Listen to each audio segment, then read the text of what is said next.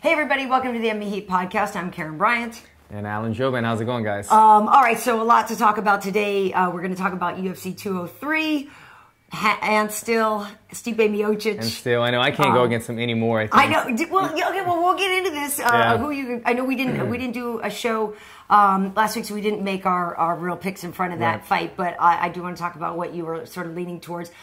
We also obviously are going to talk about the Werdum Browne the fight after the fight, the finger, the situation, the elevator, because that was weird. Talk about CM Punk a little bit and some other highlights from 203, and then get into some other sort of fun stuff. Fighters have been busy outside of the well, particularly Conor has been very busy outside of the octagon. Kind of fun. But how's things? Do you have anything big to announce or anything? I wish I had some. I feel like you were huge deals or like I thought fights. There was some big deal coming up or anything. No. No. I mean, honestly, for me, I'm just easing back into training. I went to Black House this morning. I got in some great wrestling. It's good to be back. I'm getting my grappling going. My hand is about 2 months out now, so I'm still not able to punch, but I'm able to grapple, and still looking for a December return. So we'll see. Hopefully in the next few weeks. I'm going to Thailand next week. Can't wait for that. But after that, when I come back from Thailand, we'll probably start trying to lock down a fight, and I'll have some good news then. Cool. And how long are you staying there? 10 days. Kind of a short trip to Thailand, but I'm going to get in, get out, come back and get focused. And you're going to go to, are you going to Phuket Top Team, or where are you going to train? I'm not sure just yet. Only because I can't punch. Well, so it's like, that's I don't want to go to a place and then like I get so excited I re-injure my hand. So I think we're just going to, I'm taking my family. So I think what I'm going to do is just go and do the tourist thing, go to beautiful cities, we're definitely going to hit the beach. Yeah. And then when I go to the beach, every town you go to in Thailand, it's like a Starbucks, but it's a Muay Thai camp. So everywhere I go, I could find a Muay Thai camp. I'm not going to like book a specific location and make sure I show up there. I'm going to go to the beach, hang out, go on the jet skis, go paddleboarding, do some Muay Thai at nighttime, eat some seafood. Nice. Gotta think of something I need you to bring back from Thailand. Let me know. Yeah. All right, so here's the thing. Stipe Miocic was taking on Alistair Overeem, and we knew that this was a big deal fight for Stipe, his first title defense, the first time the UFC has been in Cleveland. Stipe is the man at this point. He is the man. Yeah, and so a lot of people were wondering, because he was able to take the belt from Fabricio when Fabricio was fighting at home in Brazil. Was that going to be a problem for Stipe to be fighting at home, have all those demands on him? But obviously, it served him well. He said the atmosphere was unbelievable, the craziest thing. But he did say as soon as the fight was announced that he became basically Ticketmaster. He didn't want to fight there anymore. So, I think he's like, I'm good. Now that we did this, I don't want to do it anymore. It's tough. I think a lot of people don't realize that in the UFC, if you're the champion, it might be different a little bit. But usually we get, as a let's say you're a mid-tier fighter, we get 4 tickets. We get 4 tickets to the show. We distribute that to usually your mom, your dad, your aunt, your uncle, whatever. Right. So when all of our friends who we love you guys, but when they hit us up for tickets, we don't have any kind of special connection or hookup, or we don't even get a percentage on ticket sales or anything like that. So we have nothing to do with that. So when you're the champion, you're making big dough and it's in your hometown, you're probably spending out of pocket, lots of money in order to get everybody there because, people feel like they want to be there. But it's coming out of our pockets. So just so you know. So next time don't hit your friends. But so here's the thing. So I, going into this fight, I definitely did think that it was going to be Stipe's power that was going to be the determining factor in that. And as good as Alistair Overeem is, and this is a guy with, 50, I forget how many, 50-something, something like 56 MMA fights. Like 80-something fights overall when you count K1 and everything. Kickboxing, everything, Right, so the guy's experience is incredible, and I figured that there was basically nothing Stipe could do that would surprise him. Do you know what I mean? There's nothing that he's going to do in there that he's never seen before. The power was going to be the problem, and that's what it really looked like it came down to. Yeah, and we've spoken about this numerous times, but this is the difference in sparring in a gym and actually fighting. Because when you're sparring in the gym and maybe the power is brought down to 80% or 70%, then it's hard to see who actually would win in a real fight because it's more technique versus technique. And maybe Overeem would have gotten the best of him with some technique, although Stipe has badass, he's got great hands, great technique. Exactly. But when you go into a real fight and you could see right away, Werdum was, people said that Conor McGregor was, Overeem, thank you. People were saying that Conor McGregor was running. I didn't think he was running. Conor McGregor, when he fought Nate Diaz, he was just trying to restart, get a better angle. Yeah. Overeem, this guy was full on, like, Usain Bolt sprinting. Because I thought the same thing, and he's half Jamaican, actually. No, I kept thinking to myself, too. I was like, reset. Reset. Yeah, okay, I was giving him the benefit of the doubt. I was giving him the benefit of the doubt too. The thing that was interesting too is that on the pre-fight show, I had said to the guys I was working with, DC and Dan Hardy, which is so great having Dan here this week as well. Love this guy. Love DC too, obviously. But we were talking about I said, well, but if it goes to the ground, I said, obviously Stipe has great wrestling, but Overeem is better with jiu-jitsu. And he was like, yeah, I don't know if you'd say better because it's actually been a while since he's had a submission. And then he almost got the submission. So, you know what I mean? So it was so close to it. So I thought, oh my God, like I thought that's how he was going to win it. Obviously Stipe got out of it after the fight. Overeem says he thought Stipe tapped. That was a little weird, right? Interesting little situation. I saw after the fight, Joe Rogan actually, or there was an article about Joe Rogan saying that he doesn't know if he wants to interview guys any longer after they lost if they've been knocked out because your brain isn't functioning correctly. And that is actually 100% correct. After my loss, while I got knocked out, I didn't remember anything up until I was in the ambulance and I asked my manager what happened. And then all of a sudden it came too. So if they would have interviewed me, I don't know what kind of crap I would have been mumbling. So you have to give him the benefit of the doubt. Like he just got knocked out. He doesn't know what he's saying. And if you watch it, yes, it was really close. It looked like he was going to tap. He didn't tap, but that's the only thing that he probably remembered in that moment was a partial tap or almost tap. So that's what he was playing to. But man, I'm not gonna lie. Like I love Joe Rogan, but I feel like he was giving Overeem a bit of a hard time. He was, yeah, he was kind of giving because he made him watch it twice, and he kind of was like, "Do you see it? Do you see it?" Yeah. And I thought Overeem handled it pretty well, but it was a bit of an odd moment. But I agree. I don't think Joe Rogan should have to interview guys when they're not all there anymore because it's not going to be a clear interview. It's not going to be a great interview. Yeah, no, it makes a good point. And, the thing is, Stipe has said, I'm not going to give this up for a long time. And obviously we know we're going to talk about Werdum here. We're going between rounds here. That there are a lot of heavyweights out there. So based on that fight that we'll get into in a second with Werdum, a lot of people are thinking that Kane would get the next shot again. Do you think it'll be Kane, or do you think it would be Werdum? I don't know. I definitely know that Werdum was trying to lobby to get this fight. I saw numerous like backstage interviews. There was one really good one where Werdum was doing an interview and Stipe walked by and he really tried to grab Stipe and he was trying to kind of lobby for that fight and Stipe was just kind of like not brushing it off, but he kept saying, "Hey, have a safe flight back home. Have a safe flight back home." And Werdum wasn't done pleading his case yet. No, I know. And it was kind of funny. So. Werdum had it. You know what? I'm gonna say all these little side antics that happened in the Werdum fight, which probably we're about to get into, isn't always good for the sport. It almost gave him that. I saw a great Thug Life video with Werdum after he push kicked him. We had the Thug Life glasses on, and I don't know, man. Something about this fight. It was a little bit of a gangster side, a little bit of a Werdum that we haven't seen yet, and it kind of in a weird way made me a fan of him. I want to see him fight again. He's got a little bit of anger. He does. Well, so here's the thing with the fight. So, Fabricio defeated Travis Browne again for the second time. The first time they fought, 2014, he won every round. Yeah. This time, I don't think he won every round. Some of the judges gave Travis the last round.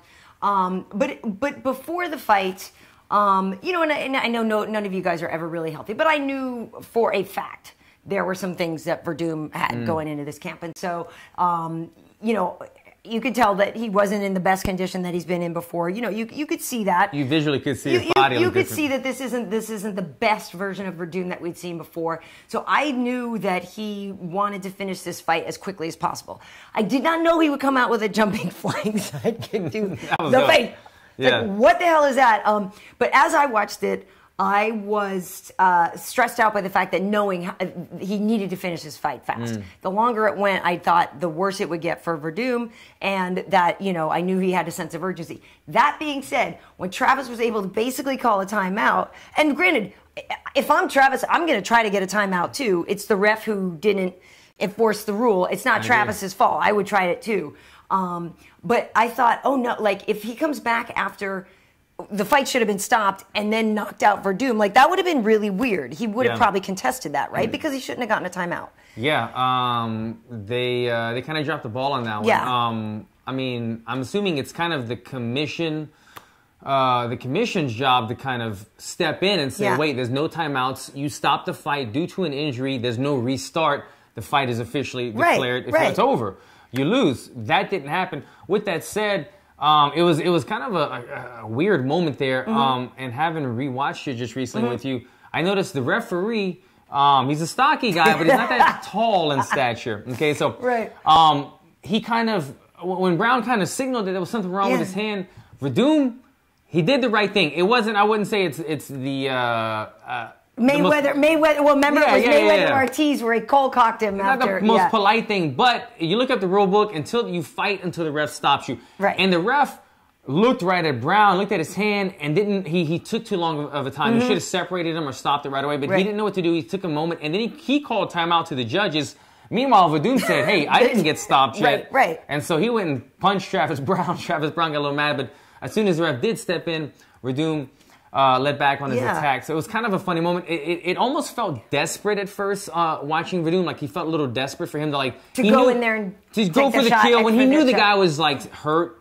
But at the same time, it might look desperate to some people. This is where every argument has two sides. But he did his job, and the ref didn't stop him. So with that said, though, all in all, at the end of the day, if you're injured and you call a timeout or you want a stoppage, there's no resuming it in MMA. And so it should have been. The fight should have been over. Should have been over. Sure. And as if you saw afterwards, because we were talking about this, it looked like what had happened was that Fabricio threw a punch that basically landed on Travis's finger, which did it. And I thought, okay, maybe we didn't know if the bone was out. We didn't know if he was just trying to like basically pull out a dislocated finger or whatever and just keep going. So when you see the pictures afterwards that Edmond posted, we're going to put those in. Nasty. So it was the bone coming out. Travis's hand is jacked up. But I give him so much credit for trying to keep, for not even trying, he was able to fight for a whole entire fight with one hand. Yeah. Now, I mean, granted, I don't know personally how badly the adrenaline might take over in that case. But what was amazing to me was he's out there with one hand, bone through the finger. We knew what was going on with Werdum. Like the fact that they even went 3 rounds and gave it all. Like I gave him a lot of credit for that. Was it the greatest fight? No. It was weird. It was I 100%. It was a weird fight. Yeah.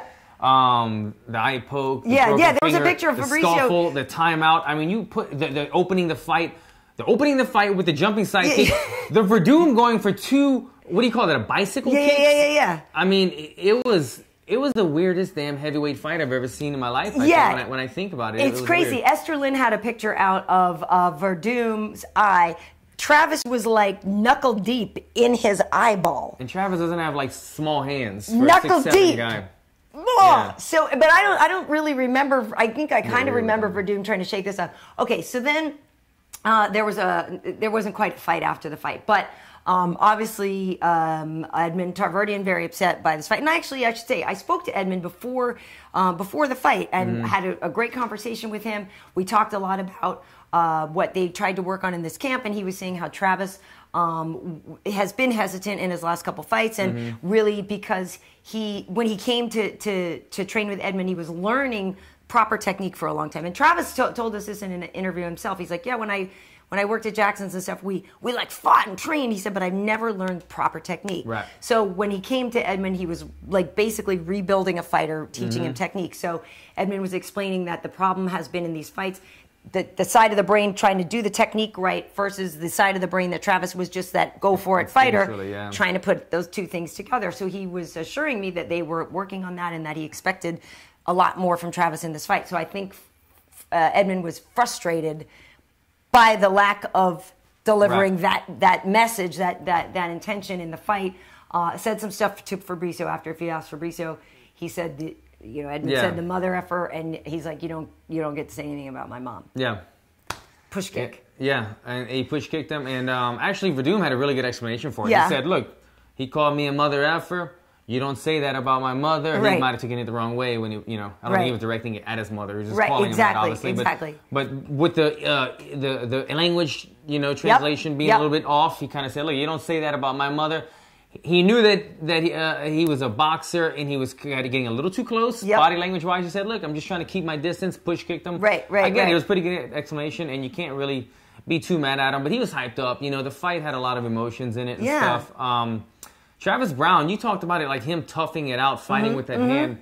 I knew something was wrong with his hand, obviously, after that. I mean, from stopping the fight, but then after that, he barely threw it. Right. But you've got to think, the last time they fought, I want to say Travis Browne, didn't he, like, break his rib, his toe? He had, like, 3 injuries. He had like 2 or 3 injuries during the fight. And I was thinking, well, man, Werdum looked like a ninja against Travis Browne the first time they fought. Yeah. And I was thinking maybe it was because Travis Browne had those injuries, and so he was able to pounce on him. But then, man, same thing happens again. I mean, it was a good fight, but Werdum kind of got the best of him. But then once again, he had to fight with a severe injury. Travis Browne must just be like, I don't want anything to do with Werdum. Like, every time I fight him, I get like severely injured and have to fight in pain for 3 rounds. Yeah, it's tough. It was a tough situation. In round 3 here, I wanted to talk about CM Punk. We kind of went over a little bit, so maybe we'll push into the other one a little bit. CM Punk, as expected, did not win the fight, and I say as expected, not as a hater, just in simple fact. You know, it's a lot to learn in a short amount of time. I give him a ton of credit. I like him. He's a nice guy, and I really applaud his desire and like him going for living out this dream and trying something very difficult that he knew. He never went in there and was like, I'm going to kick out. Like, he was humble throughout the whole process. So I don't really know why people were so mad. And I understand, he doesn't deserve to be there.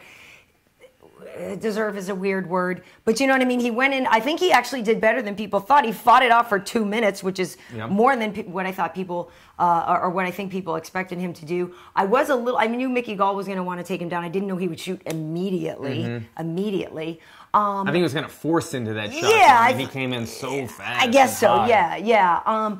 But afterwards, CM Punk said, like, it was the second greatest day of his life, second only to marrying his wife. Yeah. And then he says, I will be back. Obviously, he's going to spend some time with some food right now. But I guess I'm happy for the guy that he went through with it. And I actually would like to see him try again.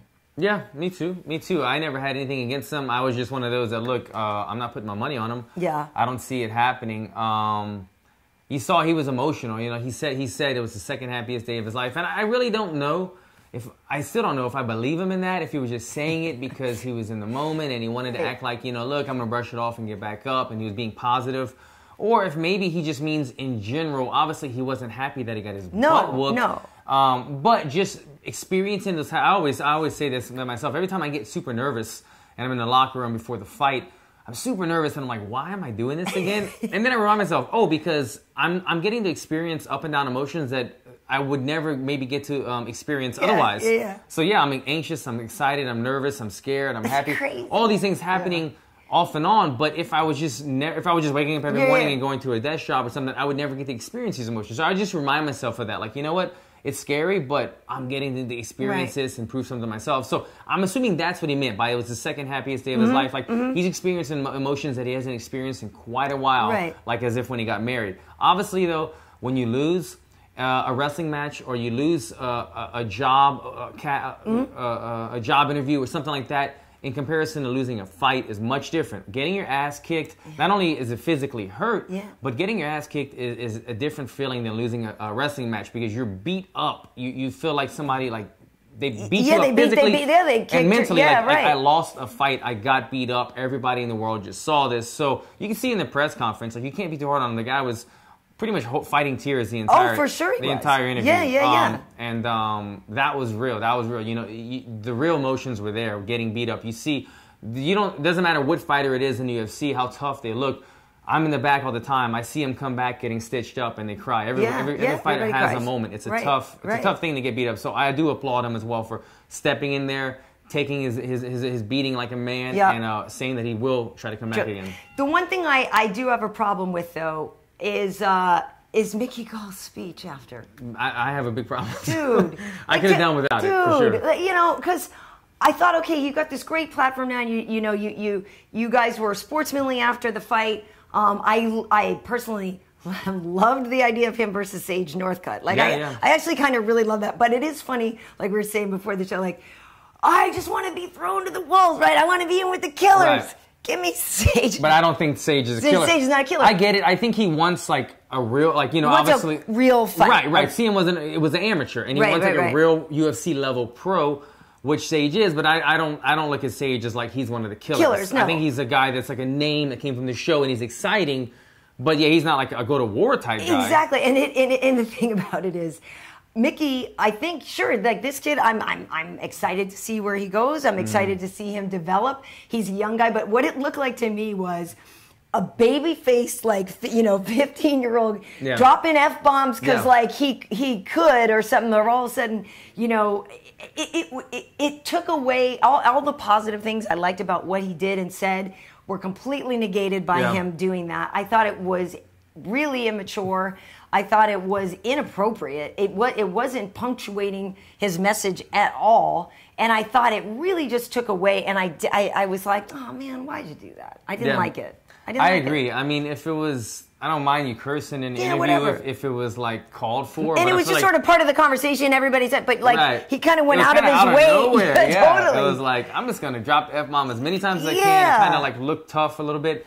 Whatever. I'm not like hating on him, but I get it. I was like, dude, the interview kind of lost. You lost me as a fan. You did your thing during the fight. The interview was a little lackluster. I could have done without it. The post-fight press conference, I realized that he actually does speak very well. He calls himself a thinker, and you got to applaud him for that. He did, get on the show, call out CM Punk. He got his thing. He got into the UFC, fought CM Punk, and then immediately he transitions into Sage Northcutt because he knows he's on this hype train right now. If he goes and fights a somewhat no-name guy in the welterweight division, he's going to drop down. I would imagine back down to the prelim or even the before prelim Facebook card. But he calls out a name, creating a little bit of hype, and so he's a thinker. He's thinking about it. He is thinking about it. Yeah. Well, he did say in there like, "Hey, I know I'm not supposed to be on this poster yet." Right. Like he over Uriah Faber. Right. He understood the point of that. But you bring up Uriah Faber here. He lost to Jimmy Rivera. Jimmy Rivera now on a 19-fight win streak and has the second longest active streak in the bantamweight division with 4 wins, I believe, or Dom has 5. Uriah before this fight was the actual underdog, and we asked him about it. Why? What do you fight for? Because he's probably most likely not getting a title shot again, and he's in it. He's in it for the love of the game, which I totally get. But I wonder how much longer. Would he do it? There's nothing wrong with just fighting to make a living and to make some big paychecks because he gets good money. But you do wonder at what point do you have to just kind of concede, or has he conceded? All right, I'm a guy now. I'm not going to call him a gatekeeper, but he's a guy that a lot of people want to prove themselves against. It's a big feather in your cap to beat Uriah, but I'm not sure if it's gonna be harder for him to motivate himself after. It's tough because Uriah is the kind of guy that I feel like I don't know him personally, but haven't seen him for so long. I mean, he's been around for so long. He's the type of guy that likes to stay busy, likes to push himself. Like he's the type of guy that would. Most guys like this in the UFC, but he come off of a loss and he's probably saying to himself, I want to get right back in there. I want to redeem myself. But as you stated, he's not going to get another title shot. He's already lost twice to Cruz. He just lost to Jimmy Rivera, who's a beast. Yeah. But he's not a guy that's been really in the conversation of a title position. And now he's got guys in his own gym coming up in the same weight class. So he does then become somewhat, if he doesn't want to be it, but he becomes somewhat of a gatekeeper. And like you said, he makes good money off of it, and he's already done well for himself throughout his entire fight career. And he has multiple sources of income coming in with the gym and his Torque clothing line. So I feel like he's the type of guy that maybe could go from maybe fighting 4 times a year to start dwindling down to 3 or 2, and then eventually just find out when he's ready to ease on out. But he's such an active. He seems so active all the time. Like he wants to be in the gym, coaching or teaching, or training, competing. That keeps him on top of things. So, well, plus, isn't he 37 or something? You don't have to keep going at that point. It's cool. And people will be like, "You're good, bro. You proved yourself." I don't. I could see him he seems like the type of guy that I don't know how well he does broadcast stuff, but he would be involved in the sports somehow. Working for the UFC. He could do for sure. He'd be great like that. For some reason, I thought you were going to say, "How does he do with the ladies?" And I actually know I hear he does quite well. Oh, he's not married or anything? No. Uriah, no. I hear he does quite 37, well. Look at you, man. Yeah, right. They love those flip-flops. No, they totally do. I'm curious what you thought. Speaking of the ladies, Jessica and well, he actually put out stuff from the elevator incident where it fell. Crazy. So if you saw on Uriah's Instagram, he has it where a lot of the guys on his team and Werdum and was it 3 floors? Yeah, supposedly it was 3 floors. They went all the way down to the base. I think they overloaded it, but what are you going to say? Yeah, there was a ton of guys in there. Too much weight. But speaking of weight, at 115, Jessica Andrade Took out JoJo Calderwood, who is a great fighter. I think Andrade is fantastic, and like after we saw her in the fight in June, take out Jessica Penne. Like, this is a woman who I know, you know, she fought at bantamweight before, which is crazy to me because she's so little, and it seems like 115 is such the right place for her. I'm excited to see what else she can do. I didn't get to see that. She's a little badass. Yeah. She's a badass. And then also I'm curious about the Betch Correia Jessica I fight. What your thought was on that here? Yeah, you know, I was rooting for Jessica. You know, obviously she's coming off of a losing streak, fighting in her hometown. You mentioned to me about sports psychology she was going through. I was hoping. I didn't want to see Betch win strictly because I didn't want to see her victory dance, to be honest. And we had to. Really? You're not a fan? You're not a fan? I'm not a fan of her. Why not? You don't. You know. I think she's like when she wins, she thinks she's super sexy when she wins, and a lot of. And she's not. You know. I mean, it's not my thing. What's you know? wrong with you know what, Alan? Don't you know what you know? I know Betch you. fans, you can come after me. I'm just saying, her little dance. I'm not feeling it, man. I see she feels it a lot more than I think everybody else. Okay, feels well, yes, here we are starting off round 5. I do want to keep. I think the dance is kind of fun. I'm not mad at Betch. And the funny thing is DC said that, you know, Betch has trained at AKA, and there are certain guys that do find her sexy. Oh yeah, yeah. What's her? Is she the Pitbull? Is that her name? Yeah, no, she doesn't call herself the Pitbull. But I guess whether or not she's sexy is neither here nor there. It's kind of bullcrap if you ask me that girls fighters have to be sexy too. Kind of bullshit. Yeah, I just mean her dance. I'm not I know your dance. dance. But here's the thing. For Jessica I. This was tough. As we said, she came in on a losing streak. She was fighting at home. You know, she had talked about being reinvigorated. She talked about having gone to a sports psychiatrist and trying to put all these things together because she was saying, you know, she would act like she was really confident but didn't have her feelings and her actions together, and she was kind of disjointed. Some people think that when you go to a therapist like that, it's the beginning of the end for an athlete. What do you think? Well, I'm glad I didn't schedule that appointment for her. No, I've never seen a sports psychologist, but I've actually, throughout my career, been very intrigued about seeing one. Me and my manager speak a lot about sports psychology.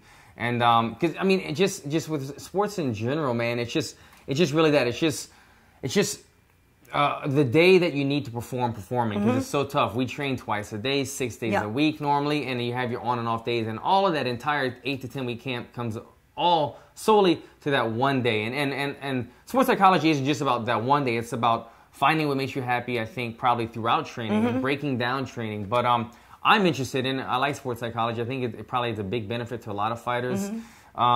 She was probably having some success with it and was hoping to perform better. Right. And it just didn't get the results that Yeah, and it's tough to lose at home. And she was even saying, like, this is, like, we're bringing it back. Like, it's like a reinvention because she got to be in front of her home people.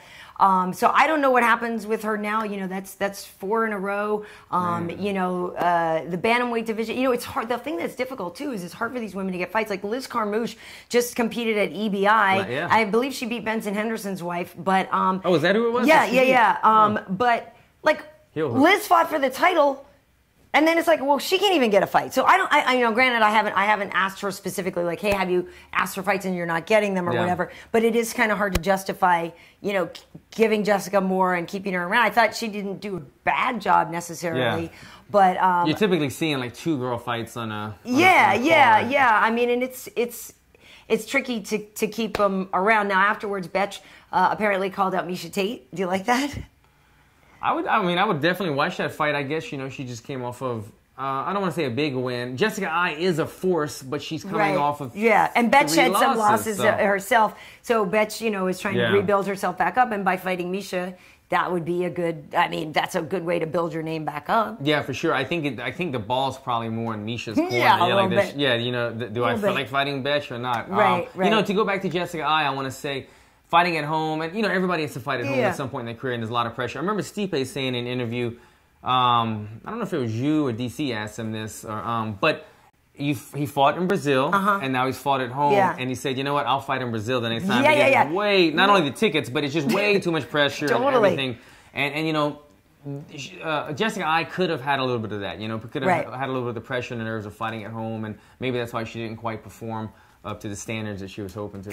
Yeah, it's tough. I tell you, though, some people lately, though, are living the dream. I don't know when he's fighting again. There's still talk of people trying to get Conor at 205 to fight. I actually don't like that idea because that fight with Nate was too recent and too damaging. You know what I mean? I personally don't think he should New York. Yeah. I think that's too soon, personally. But anyway, he seems to be very busy. I know for those of you just listening to the audio version, you can't see these pictures, but look at Conor McGregor hanging out with Bono. Yeah. Hanging out with Drake. Right? Yeah. Right? Hanging out with some luminaries in the music visit. Like, they all know him. They love him. Yeah. Okay. So I'm a huge U2 fan. It was like one of my favorite groups of all time. And I'm looking at the picture. I'm like, son of a bitch. Like, I would have a lot to talk about with those two. I was like, why didn't I get to call to go hang out with Bono and Conor? I mean, that would have been kind of great. I just saw some video online. It was I think it was after his fight with Nate Diaz. Yeah. Kanye West was walking by. Oh yeah.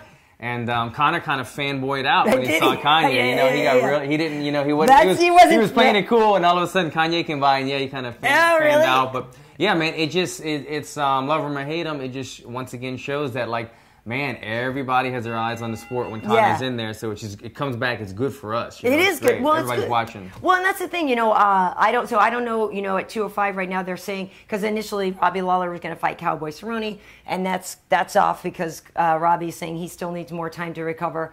So I know. My hand wasn't hurt. That would have been the dream fight. Could you imagine? I mean, you know what? He would have to accept it. Obviously, of course, he's up there in the rankings and everything, and he was going to fight Robbie, who just had the title. But for me, I was trying to get on New York against a ranked guy, and so Cowboy would be like a dream fight. And I've got a ton of respect for Cowboy. I love everything that he does, man. Like just wilding out on the four-wheelers and horses and all. I love that. So I just think that he's the kind of guy that there's not much beef with. Like, I could fight the guy and then literally like have a beer with him and shoot the shit with him, and I know there's not going to be like some kind of beef. For other guys, you call him out, it gets very personal. Right. So that's why I just would like to fight Cowboy. But yeah, it's a shame that I wouldn't be ready for that. I'm curious to see if he does get a replacement, if Cowboy ends up fighting in New York or not. Yeah, I wonder who they'll get. And the one thing we started to work for the other day is, Dan Hardy making a comeback. Well, this is like I every day I hope for this because I love. At 55 or 70, dude. What's he talking about? 170 probably, but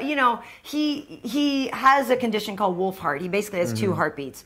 And he's done things where he's sailed around the world. He trains every day, he says. So, he's talking about the possibility of a comeback. But we were the other day at work, we were like, oh my God, the Cowboy versus the Outlaw at Madison Square Garden. Like, how sick would that be if Dan Hardy could come back? I mean, I don't know, it's not really realistic. Right. But Dan, the one thing about him, other than his fighting style, he always had like a draw about him. Like when the way that he would come out and he would have the bandana tied up and he would have the red mohawk. And Dan, he's a very humble person. When you talk to him, a very, maybe it's that British accent, but he sounds very polite. Yeah, he is. He's very polite, and he's a very thoughtful guy. Yeah. I mean, me and Dan are good friends from back in the day. And but when he fights, he comes out and man, you gotta watch this guy fight, man. You love watching him fight, and like that would be a fun fight. Oh, you gotta be pumped up for that. It would be great, and I know there's still GSP was in with us not long ago on UFC Tonight, and people are talking about his comeback. He can't fight at UFC. Well, I don't want to say because can't. Of the testing. The testing, yeah. So the way that USADA is working out with him is that it would clear him to fight on the day of the show in Toronto in December. Oh, So that was, so that's what he's hoping for. And supposedly, he and the UFC are just apart on some numbers. And supposedly the number thing concerns the sponsorship money he used to be able to get and the lack thereof of that figure from Reebok. So supposedly that's what the hiccup is. He wants more up front now in the show. Well, because he's not getting his money from his other sponsors now. So supposedly that's what the hang-up was about. I hope they work that out because that could be incredible. But I don't know, So it seems like the UFC is starting. I mean, I just saw the salaries for this past weekend's card, and man, some of the heavyweights, they really got paid well. Alistair Overeem, he makes, what did we say? 8 something. Well, he should. The guy's been around forever. Although when we spoke to him at the media Q&A, he wouldn't tell me how many fights he had left on his deal because I asked him about William Morris and the whole thing, and he wouldn't tell me how many fights he had left on his deal. So I don't know if the frustration of losing to Stipe and not getting the title is going to be also compounded by the fact that who knows where he is in his negotiation there. Yeah. But he did well. Stipe did what? 600? Overeem made more than a champ. Overeem made 800,000. Stipe made 600,000. Not bad for a... CM Punk made $500,000 for that beatdown. But he wasn't going to get a win bonus. Right. And you know what? Be mad at it. Stipe made 500,000. He's a draw. He brought a lot of pay-per-view buys. So what? You know what? He deserved it. You mean Punk? I mean, Punk. Punk. Sorry, CM Punk. And then, you know, one thing I was curious about is Travis Browne. He made somewhere like around 150 for that loss, and I was wondering if that was where he was already at on the pay scale, or if it was because he was coming in and kind of saving the card, taking the fight that maybe a lot of guys wouldn't have wanted. They bumped him up in the pay scale because I don't think he was at 150, 120 on the pay scale. He's probably somewhere closer to like 50 or 60 on the pay scale. I'm not sure about that. And speaking of Travis, though, and speaking of Edmond, I told him when I was on the phone, like, you know, thank you so much again for like giving me all the info on Travis and everything. I can't leave without asking, you know, how Ronda's doing. Yeah. And he told me she's training twice a day. And, you know, he says she looks great. So I'm not sure when she's coming back. I'm hoping for it. But she actually was in Cleveland, too, because our girl Shayna Baszler, who's been doing pro wrestling now since she stopped fighting MMA. And Shayna just won a title the other day. So we have this picture of Jessamine Duke and Shayna and Ronda all together celebrating, which is great. It's kind of fun. Like, I'm not into wrestling and stuff like that, but I know Shayna's really into it. And she's such a cool chick. Yeah. Like, I'm happy to see her being able to transition into a different career because she's just a real cool girl. So I'm happy for her. So one thing we do want to mention too, it's very difficult to make the transition, but you may have seen us talking about our friend Marcus Kowal, and his son was killed by a drunk driver. And he was only 15 months old. And Marcus, not only is he a fighter, people would know him here in LA and stuff, but he also covers the sport for Swedish sites. And it's just a really great guy. And that's, you and I both have kids. And it's nothing, it's nothing you ever want to happen to anybody that you know. So I just want to, and I know Fabricio was talking about this. You just like don't drink and drive, people. Come on, don't do that. Yeah, I mean the message has been out there, and after this event happened, it affected a lot of us in the MMA community. A lot of people that know Marcus, and you know what? I feel like even if you've never met Marcus in your life and you saw this story and you saw that tragically a 15-month-old kid was run over by a drunk driver, it would put some awareness in your head, and hopefully that's the message you're trying to get across. That just don't drink and drive and go out there and call an Uber, like you said, these days. There's so many other things to do. Well, and also, too, I know they were able to help out a lot of other people with organ donation and stuff, too. So I know that that's something that people maybe don't think about or are kind of weirded out. And he was saying, in Sweden, like, they don't think twice about that, And so maybe it's just something that people can consider more. I mean, I don't know if that makes anything better in the worst possible situation in the world. But hopefully that's some kind of help. But just, and there's the GoFundMe page is still going, right? Yes. So we'll put a link up for that. And if you can help, that's always appreciated. Please do, yeah. But yeah, so our hearts go out to Marcus and his family. And again, so you're going on take a family trip. Speaking of family, taking the wife home to the motherland. The motherland. Right, her family in Thailand has never even met our son, so that'll be fun. They'll get to meet him. Yeah. Come back and then flip the switch. All right, nice. So hopefully we'll be able to see you training some more. Has everybody I hope out there already has their bottle of Dylan Blue? Please get it, guys. I mean, it's a beautiful fragrance. I mean, it just smells fantastic. Did you put it on after Black House? Not today, but I mean, it stays on you. Now it's in your DNA. It's by the way, if you know me and you're expecting a gift for something, expect Dylan Blue. Kenny Johnson, I missed him at his wedding. Oh, but, yes, I know. I saw him again today, so Dylan Blue is his present. Nice. Birthday is coming up. Dylan Blue, that's what you're getting, guys. So. Can I have something to give to Wade for our anniversary? Seriously, our anniversary is on Thursday. Here's my question, and I'm going to pose this out loud while you're here, too. So we booked a trip a trip to take to I just want to tell everybody where we're going. In October we're going to somewhere. Yeah. And we're going to see the Prophets of Rage on Thursday, which is our actual actual anniversary, 15-year anniversary. Mm-hmm. So we got tickets to a concert. We got a 5-star trip. Do I need to buy him something else to have on Thursday? Because I'm like, I don't know what to do. Do you need to buy him anything? Yeah, I don't know. I think I'm the gift that keeps on giving. But I mean, doesn't he just probably want? I would say that. Because I wanted to buy the tickets to the concert, and I was like, I know what we're doing for anniversary a while back. And he's like, no, I know what we're doing for anniversary. I can't get over that. I said, I know what I want. I said, I want to take us to the Prophets of Rage. He's like, I already have the page open on the computer. I said, well, crap, that was what I was going to do anyway. So my gift was taken from me, and then we've decided we're going to go on this. That's what I figured. So I figured we get some champagne, and like, I don't need to go buy more things. As young looking as you guys are, you know what? We're not young. We don't have to buy little gifts every time anymore. You guys are going on a trip together. The time alone will be the present. Yeah, so you guys are good. Thank you. Thank you. I'm gonna play this back on Thursday when he's like, "Wait, what? There's nothing here." All right, good. No, we're actually. I'm totally excited to go to the Prophets of Rage on Thursday. It's Be Real from Cypress Hill, Chuck D from Public Enemy, Tom Morello from Rage Against the Machine. Like, it's gonna be sick. Well, Be Real is a big, huge fight fan, so hopefully we'll be able to hook up with him. And we've been trying to coordinate something to do an interview, but it's funny because I'll get like texts from him like watching fights. He's totally into it. Oh, okay. Such a cool guy. So anyway, we'll should be fun. Oh, it's gonna be ridiculous. It's gonna be ridiculous, and we will not drink and drive that night. Promise you that. So where can people find you on social media? Yeah, Alan Jouban, ALAN JOUBN. Check me out, all social media. All right, and I'm Karyn Bryant on Twitter, KB Heat on Instagram. You can find MMA Heat and Karyn Bryant on Facebook. You can also check out MMAHeat.com. Lots of great stuff there.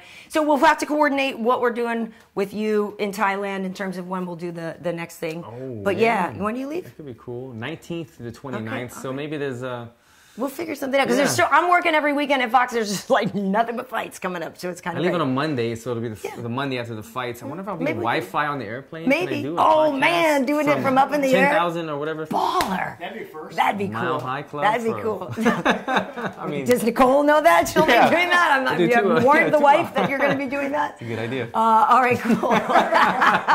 Thanks for watching. We'll see you next time. Later, guys.